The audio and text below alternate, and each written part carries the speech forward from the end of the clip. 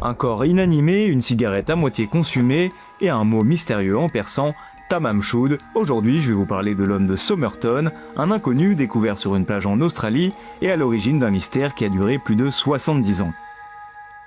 1er décembre 1948, plage de Somerton Park, près d'Adélaïde. Il est environ 6h30 du matin quand un passant découvre un corps et appelle la police. Les policiers arrivent rapidement sur place et trouvent un homme en costume allongé sur le sable.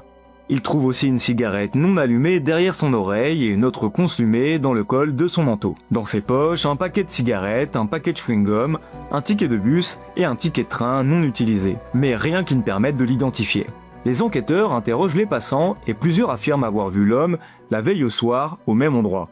Bon, même s'ils ont quelques indices et témoignages, les enquêteurs ne sont pas très avancés. Mais au début de l'année 1949, il y a un nouvel élément qui relance l'enquête. Le personnel de la gare d'Adélaïde trouve une mallette laissée au vestiaire et enregistrée la veille de la découverte du corps.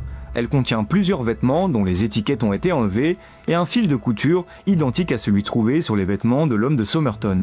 Mais toujours aucun indice qui permette de l'identifier.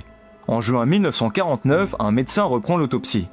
Il décrit un homme d'environ 45 ans, en bonne forme physique, bien habillé, avec des vêtements sans étiquette, comme ceux de la mallette. Mais surtout, pendant cette autopsie, le médecin fait une découverte étrange.